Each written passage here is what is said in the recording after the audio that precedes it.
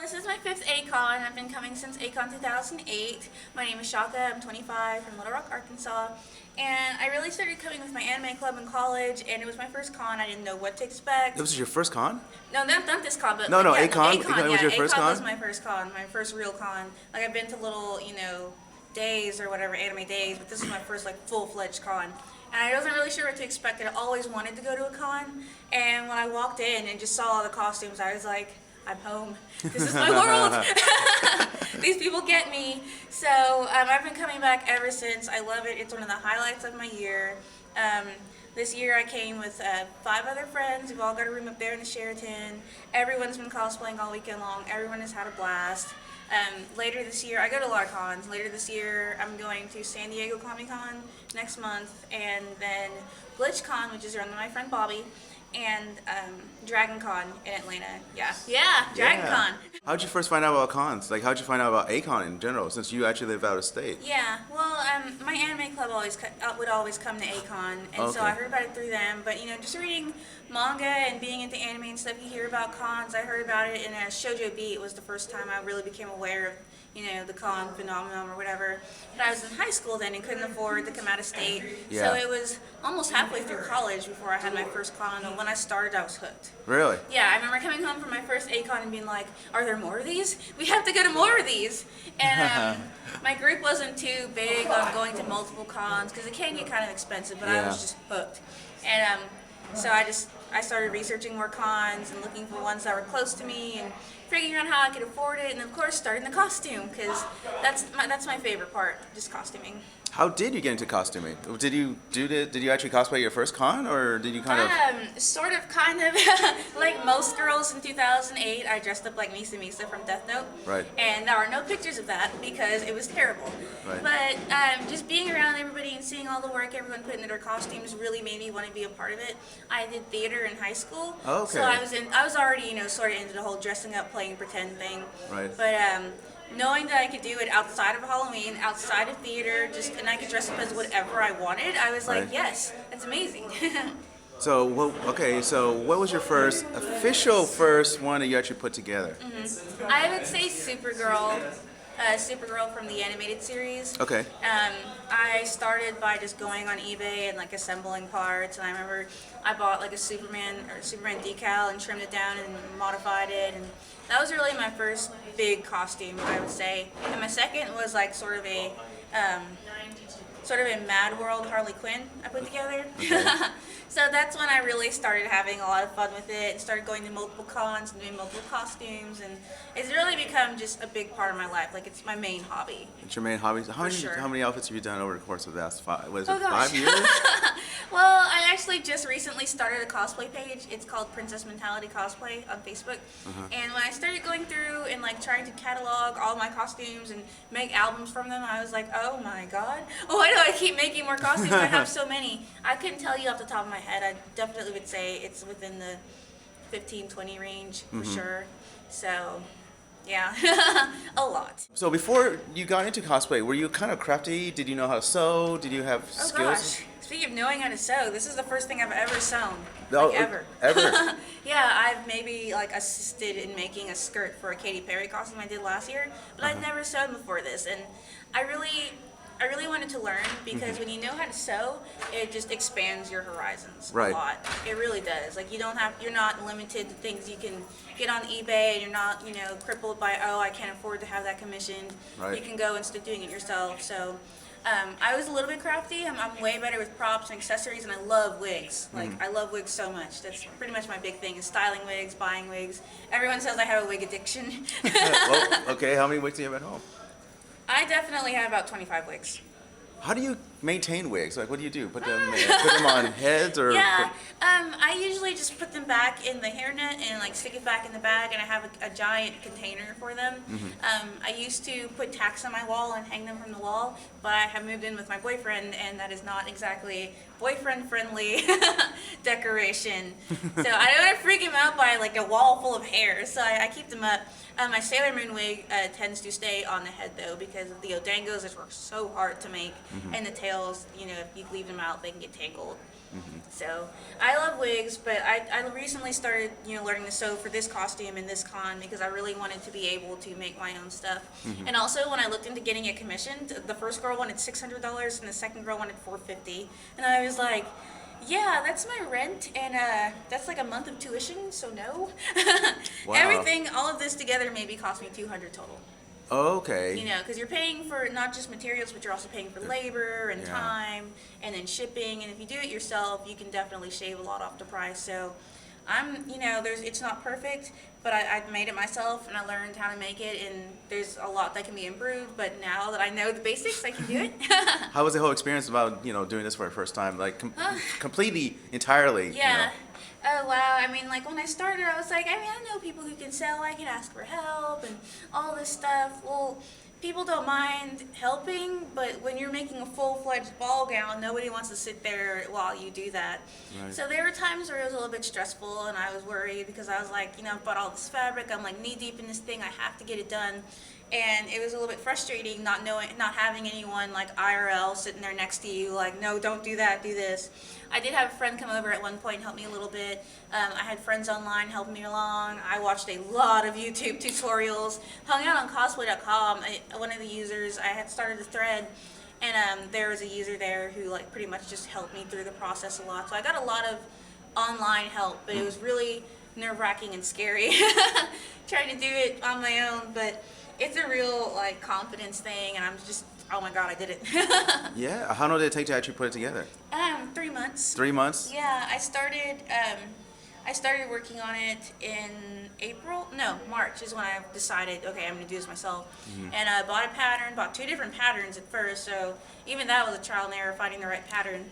And then I started, mocking it up. The hardest thing was I could find a pattern for the dress just fine, like the base dress, but like petals and leaves and all the weird stuff she has going on, there's not exactly any patterns for that.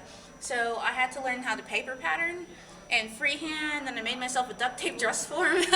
That was fun. I came home from work one day and was like, boyfriend, I need you to wrap me in duct tape. So we made a duct tape dress form, and I hung it on top of our vacuum. I named her Shangela, and she helped me. She helped me a lot, and it was just a learning process. I started way far in advance of the con, so I would have time to mess things up and redo things. So how much mess things up and redo things did you have to go through? oh gosh, a lot. I mean, it took a month just to get the basics of using the machine I borrowed and getting just the basics down. But once I learned how to sew a straight line, everything was good. And then I learned about a princess seam, and I learned about how important it is to have an iron. Always have an iron. You need to press every seam. You have to iron everything all the time.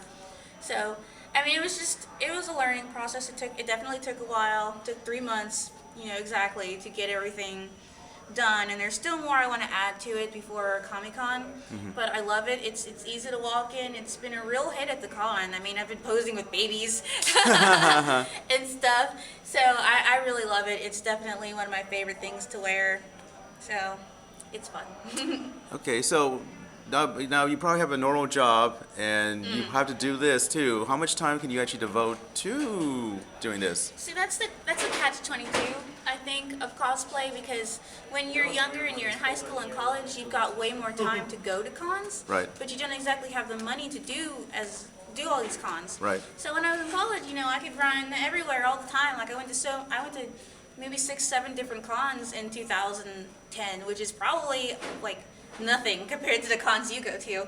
But I could do all of them now that I have a job. I only have so many vacation days, and so I've been working at my station for the past year and a half, and so luckily cons are on the weekend, so you Right. don't have to use as many days. But Right. it's definitely like a finagling process. It's like, okay, I'll take this day here, I'll move this holiday, I won't take it at this day, I'll just move it there. Like I didn't take my Memorial Day holiday on Memorial Day. I saved it for after the con so I could have a rest day, because rest days are important, I think.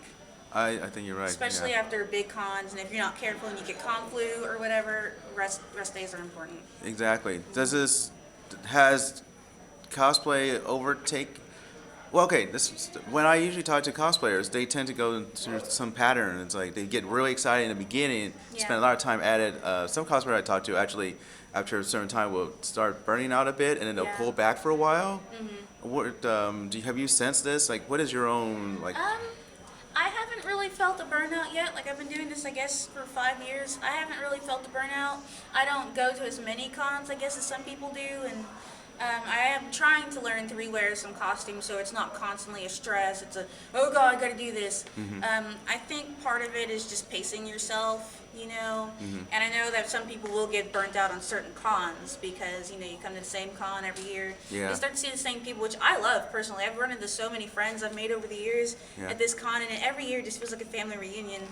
But I can definitely understand the burnout. I personally haven't felt it yet. I might at some point soon, and maybe just do a couple cons for a couple years, then get back into it. But cosplay, I would really say, is one of the defining characteristics in my life. Like, when I list out the things that I am and the things that I love to do, cosplay is up there because I love it so much. Like, you see a character, you love them, you want to recreate the look, and just putting it all on and actually looking like them is crazy. And you know, you walk around, everyone at cons is just so nice and appreciative, and everyone just complimenting your work and your hair and your makeup and your wig, and it's a giant ego boost. I love it. It's a very friendly atmosphere. I love being around other nerds. So I don't know. I hope I don't get burnt out anytime soon because I love doing this. I think it's just taking your time and pacing. Yeah, I think you're right pacing about yourself that. is important, I You know. think. Also, being careful at cons. I know people who will go to cons and every day after it, they're sick. It's just completely sick. So That's right. So what do you do to make sure that you're not getting sick before? Because you obviously don't want to take any sick days off work. Yeah, exactly. You don't want to come back and you've already taken vacation and you have to take a sick day. Yeah. I just try to be careful, like at night, you know, a lot of times people are like high fives, and I don't really do that because germs, and I wash my hands and I drink a lot of water, and I bring vitamin C with me to every con. Very smart. And yeah, I've started handing them out like candy in the room, like everyone take some vitamin C, because it really helps, I think. So just being careful, like in a giant group of people, there's a lot of stuff that can go wrong, so you just have to be careful, and it's gonna happen. You know, you're not gonna go to a con. You're not gonna go to as many cons and just not get sick. It's gonna happen. Yeah, you know. After A-Con last year, oh my gosh, I had like the flu. It was just down for days. It was bad. So there's no escaping it, but you can try. You can't try. So let's just shift gears a little bit. So when you first started, you were a teenager? I was 19. 19? Okay, so you're 19, already 20. out of the house in a way. So Yeah, I was out of the house. your folks, how did your folks react to you when you... Oh God. They- Well, my dad, he's aware of it and he knows about it. And he cheers me on. Like I was sending him progress pictures of Tiana, and he was like, "All right." I think he's just used to my shenanigans. My poor dad and his weird daughter. I think he's just used to it. You know, it's what I do. I've always been the nerdy one about all of my siblings, so I don't think there's much I could do to shock my family at this point. They're used to me.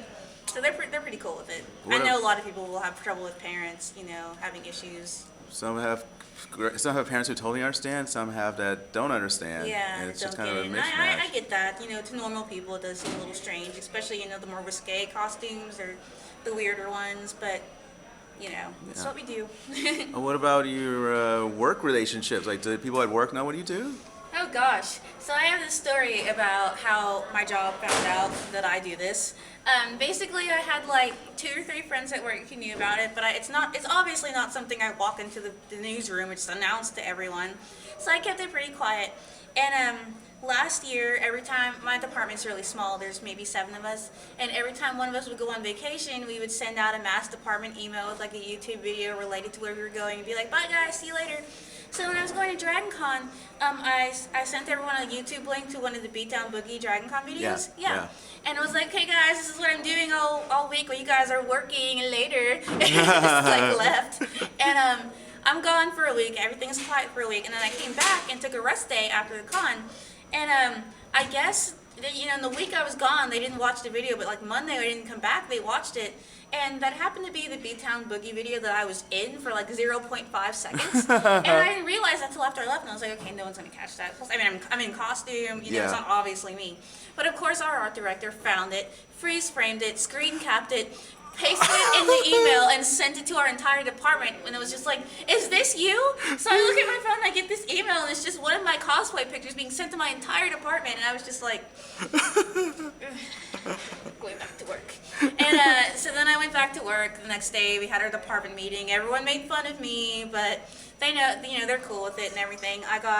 Everyone knows I'm going to Comic-Con, so I'm bringing back some stuff for a couple of my coworkers. They're pretty cool with it. They probably think I'm weird. It's fine. I am. So, yeah, funny. it doesn't affect work negatively. Like, it's not like, I don't go around and I'm like, hey guys, this is where I work and this is what I'm wearing. So, It's cool like that. yeah. So since you've been doing this for a few years now, for you, what is it about cosplay that keeps you going, that inspires you? What is it that I think you it's the do? challenge and the magic of it. Like, debuting a new costume is so much fun. I love, like, when I started dating my boyfriend, I started dating him in January, which is, a couple months before con season starts. And I was like, okay, in a couple months, it's going to get a little crazy around here because I'm going to start putting costumes together and ordering stuff and tracking stuff on USPS.com and like, where's my package? Yeah. And he's like, okay, but when it started, he was like, whoa. This is like a tornado of like fabric and wigs and specific shoes. I love it because I love putting it all together. I love the rush of building a new costume and getting everything ready for a con. I walked into the lobby this year for the first time, first day back at A-Con, and was just like, yes, I love this, I'm home. I think the best part about it for me is just putting on your costume, being around other fans, having a blast, taking pictures with people. It's amazing. Okay, let's backtrack. Your boyfriend had no idea about this. So does he come from the con culture life? No, he's a gamer. Oh, okay. So, yeah, he was He's kinda marginally familiar. aware of it, but he had never dated a girl who cosplayed before. Uh-huh. And so he was like, okay, he's up for a lot of new things. So he was interested in it. I convinced him to cosplay Superboy with me. Uh-huh. Last year at Tokyo and Tulsa, we were Wonder Girl and Superboy, and he's coming to Dragon Con this year, so I want to maybe make him a Minecraft costume. He's fun. He's really supportive. He is really just right there with me. Helped me so much with my dress. Yesterday I was Storm. He made my headpiece for me. He just almost completely made it by himself. Helped me, he just helps me any way he can. And I'm glad that he's so supportive and, down with that. I know a lot of girls that date guys and they don't want them wearing certain costumes or going off to cons without them, but he trusts me and he's good, so It's all I'm good. lucky to have a boyfriend that, gets it. Okay. One question I ask a lot of people when I'm at cons is the positive and negative aspects. What do you believe is the positive and negative aspects of cosplay? Well, the positive, is just being at a con and being around people and, having a blast. I think, just being here is the positive. There are a lot of negatives. Definitely one would be, sometimes people forget that con life is still real life. Like, the same rules still apply. You Yep. can't just go up and grab something or Yep. touch someone. I don't mind. I try not to be, evil when people ask me for a hug, but a lot of times I'm like, this is costume. I really don't want to touch it. So, and I think people just forget that you still have to be polite. If someone's sitting down, has their everything off, and they're eating a burger, don't come Yes. up and ask them to put their entire costume back on and take a picture for you. Just being polite. So I think a lot of people, they get so excited that they're here and, oh my gosh, a guy's dressed up as a thing that I like, and they forget Yeah. that that's still a person, there are Yeah. still boundaries. So that's definitely one of the negatives. Also, I guess the cost is, a huge deterrent for people. I know for me, there have been cons I've wanted to go to and just can't afford it. Right. You really have to prioritize and be like, okay, which are the cons that are closest to me, which are the ones I want to go to the most, and even Right. with costumes, you're like, I want to be everything, but you can't because No. it's expensive. No. Do you have okay? A lot of people watching my videos tend to have not ever been to cons. Do you have advice or like tricks of the trade since you've Yeah. been doing this for 5 years now? I would just say jump into it. Like pick a con that's close to you. If you want to start, you can start at a smaller con. There are always plenty of small cons willing to bring in some new blood and get you used to it a little bit. Go with the group. Definitely get a group. It makes the hotel room cheaper. You can also get group passes. They're usually a little bit of a discount there. If you want to do a costume, just go for it. Don't worry about what people will think. Put on whatever you want to wear and just walk around. Even if it's like going to a Halloween store and buying a costume, you'll feel so much better. If you're into costuming, you will feel so much better just wearing something. Because I remember my first A-Con, I was walking around in plain clothes and was like, I want a costume. Why didn't I bring something? Why didn't I bring something? So, yeah, just jump in. It's fun. do it. We're welcoming of everyone. So. Yeah. But the funny thing is, I like how you said that even though this is con life, it is still real life. And I see that there's more and more people coming in, and I Yeah. realize that I think people should pay more attention to safety because this is still the real world. Yeah. Have you had any problems or anything in the past that you? I haven't personally. I know there were some troubles at Dragon Con with them. It wasn't con goers, but there were some girls in costume, and there were some football fans because there's usually a big football game the same weekend as Dragon Con, and they had some problems with that. But just being in a group, I think, and just having a buddy system. Like I usually go to cons with my friend Shivani, and we try to we just text each other all the time. Right. We usually know where the other one is, and just making sure people know where you are and not wandering off alone. But yeah, there's definitely some safety issues. You do have to be careful. I mean, it is still real life. There are still bad people. They come to cons. Exactly. There's Yeah, people still get stuff stolen, so you have to lock your stuff up. You gotta be careful, especially with people drinking. You know, that's just a wild variable to take into consideration. So Yeah. you really have to be careful. Okay. The other thing I want to talk about was that I noticed so much online. Like I see the con drama of it all. So how do you handle con drama in your I don't life? allow it. You don't allow it. That's how I handle it. I'm just like, no con drama. If you're crazy, get another room. I don't want it. Like, I don't take off from work, drive across the country, pay all this money, spend all this time preparing to fight with someone all weekend long. So I'm not into it. You know, I've only had one con where there's been some con drama, and that's because there are like 20 people there, and that's gonna happen. That's So what happened, yeah. I go with small groups, people I trust, and it's usually a pretty smooth experience. Any con drama that it's ever popped up, I usually just walk away from it because I'm just not here for that. So I mean, I usually don't have a problem. You don't have a problem. What about cosplay drama? Oh, I think most of that is online. You know, because everyone's really nice at cons, and you know, pictures get posted online, and people think, you know, oh, I'm behind a computer, so I can say whatever now, and they pick people apart. And I don't really think that's fair because, I mean, we're dressing up like cartoon characters. People, Yeah. come on. Yeah, exactly. You know, let's not get too elitist here. We are all still doing the same thing, and you know, people are, you know, have varying degrees of efficiency. Like some people are like awesome and doing it forever, know how to sand and woodwork and all this stuff, and some people are just starting and they don't know how, but they really want to be a part of it. And I don't think that we should exclude anyone. Yeah. You know, I don't think that this hobby should just be for people who are good at it. I think it's for everyone. Yeah. So. That's true. The other thing I always seem to find online is the people of color in cosplay thing. Yeah. You know, unfortunately, I think that is too rampant out there. Yeah, I think it's pretty terrible. I was Sailor Venus one year, and it was a huge hit at the con, and it's been posted on Tumblr a lot, which I think is a little weird. Wait, I think I posted that. Yeah, I think yeah, I did post that every before. time it's on Tumblr, I get like 10 texts like, "Hey, I just saw you on Tumblr," and I'm like, I don't even have a Tumblr. How is it on Tumblr? But so yeah, I mean, it was a huge hit at the con on Tumblr, online, and a lot of times I'll see people talking about it and they'll refer to it as Black Venus or whatever, and I get that, it's fine. I don't really care though. Like, I love Sailor Moon. I have a Sailor Moon tattoo. Like, Sailor Moon is a huge part of my life, and Sailor Venus is my favorite scout, so I really wanted to be her. And you know, like I said, we're all dressing up like cartoon characters. Nobody is realistically anything. So if you happen to pick a character that you actually look like, cool. If you don't, that's fine too. I mean, I tend to put more emphasis on like the actual costume and the color or the size or whatever, because that's another thing I see is like people trashing cosplayers based on size, and Yes. I think that's mostly like a chauvinistic dude thing. But we're dressing up like cartoon characters. Yeah. People, come on. Yeah, exactly. I hate all the bashing, and I try not to get involved with a lot of that, but I know it's out there, and for anyone of color wanting to cosplay, I'd say just do it. Just do it, you know, who cares? I know some people will feel really limited, like, oh, well, I won't really look like them, or I won't really whatever.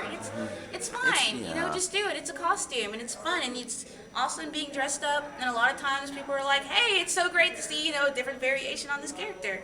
Like, I did Sailor Moon last year, and I had a black wig, and people loved it. So, whatever, you should do what you want. Yeah, exactly. So to backtrack a bit on when you first started to sew, you used a lot of the Google basically to find stuff. Where do you find the most information to help you? Is it like DeviantArt, Cosplay.com? Cosplay.com? Cosplay.com, because anything you're trying to do, chances are someone has tried to do it. There are lots of forums that you can go to. Cosplay.com, I think, is the best like general catch-all. Yeah. It's a good place to start if you're looking into something, and then people will link you to all sorts of forums like There's a superhero costuming forum, which is Oh, yeah. another one I really like to go to. It's a lot of people from Dragon Con.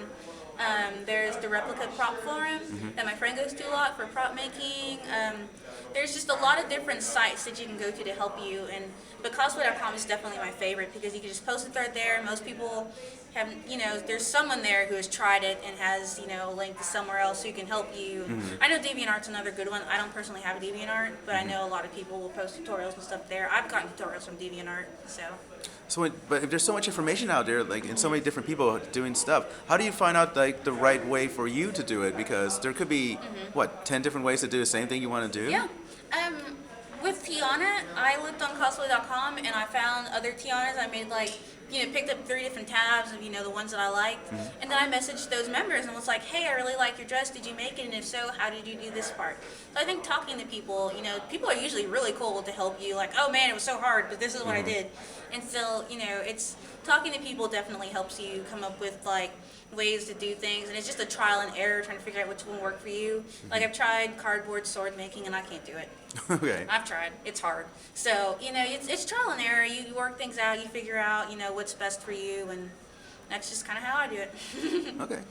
So, you also go to comic book conventions, right? So, how does cosplay differ between going to an anime convention and a comic book convention?